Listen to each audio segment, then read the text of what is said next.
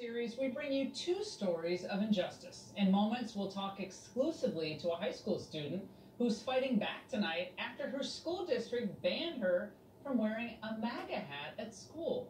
But first, this nearly 100-year-old memorial honoring veterans who died during World War I is under siege, and its fate is now before the Supreme Court of the United States.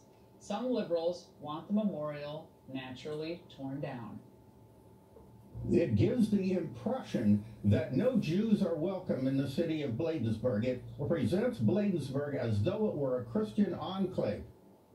An appeals court in 2017 ruled the memorial unconstitutional, and on Wednesday, supporters of the cross have another chance to save it when the Supreme Court justices take up the case. Joining me now is Sarah Henry from the American Humanist Association, the group arguing for the removal of the memorial. Sarah, what would make your group happy, and what do you want to replace this memorial with?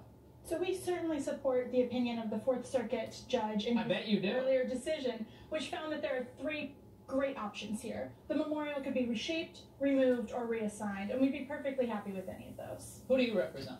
I'm a spokesperson for the American Humanist Association. Who do they represent? Our plaintiffs in this case are three local residents who are perturbed at the cross. Perturbed by how? How does it affect their daily lives? It's an obtrusive Christian memorial. And it's been there for 100 years.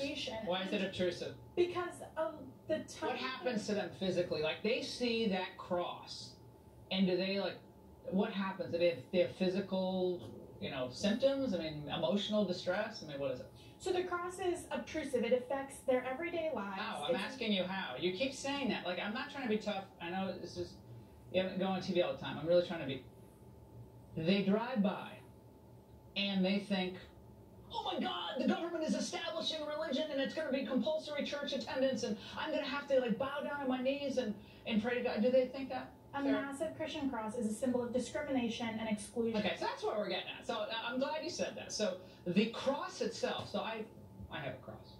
So if I took this out right now and had this, would you want me to put that back in my blouse? Of course not. I want you to be free to express your religion. Okay, so but the people who are honoring these fallen heroes, they can't be free to express what they believe and was embodied at the time by those who lost their lives. This cross was rededicated in 1985 to honor all veterans of all wars, and it's simply silly to think that all veterans of all wars are Christian, and a cross only represents Christian veterans. So do you also believe that the crosses at national cemeteries should be removed? A cross on an individual gravestone, the way they're placed in Arlington National Cemetery, doesn't represent a government endorsement. But I mean, that can really affect somebody. I mean, if they drove by, if you drive by, was it GW Parkway? Yeah.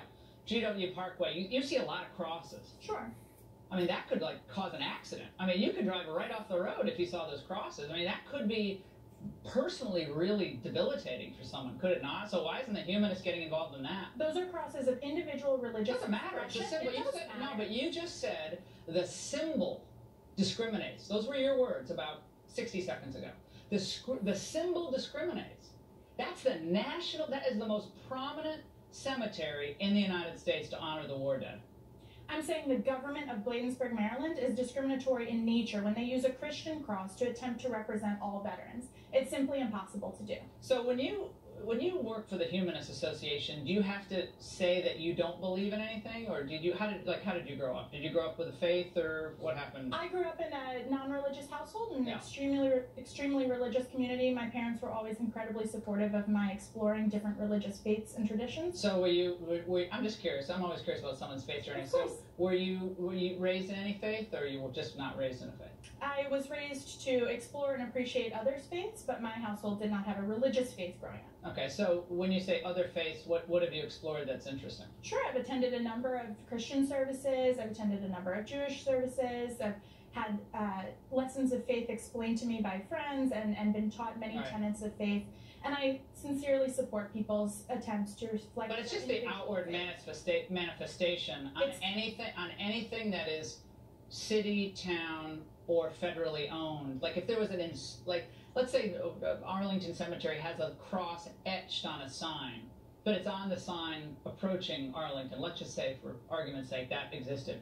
Would the American Humanist Association think that was tantamount to an Establishment Clause violation? Our founders would have thought that that was an establishment of religion. Would they believe that? Well, I'd like to talk about the Establishment Clause issue that's actually at hand here, which is the 40-foot tall cross in Bladensburg. It's how we get to, like, 50 years ago, if you would have told people that, people would be arguing over the cross, they'd be like, no, 20 years ago, probably wouldn't have thought. But now that's what we're arguing about. So we actually have to go from here to "In God We Trust" on the coins. Obviously, doing the Pledge of Allegiance, people don't want to stand for that. So when you say, well, the slippery slope argument's not, well, we've actually slipped down the slope. So I think that's why people are concerned. Whether you're Christian or not anything, or Jewish or Muslim, it seems like the manifestation of public faith is what gets groups like yours, and it really affects you deeply. It's the government endorsement of that faith. Okay, and so you think this is actually the establishment of religion? It's actually establishing a religion under the First Amendment. I don't care what the Lemon versus Kurtzman test is. I could argue that all day. But do you think that's tantamount to the government establishing religion? A government spending over $100,000 to maintain a specific religious symbol and no others is clearly a violation. Okay, so you think it's okay, we appreciate it. Sarah, thank you so much for coming on. And now on to